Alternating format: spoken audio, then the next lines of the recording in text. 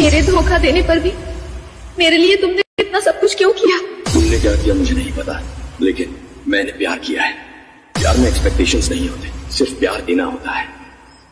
अगर सच में प्यार देना जानते हो तो आई हेट यू क्यों कहा? जब प्यार जाहिर किया तब भरोसा नहीं किया। आई हेट यू कहा तो भरोसा कर लिया।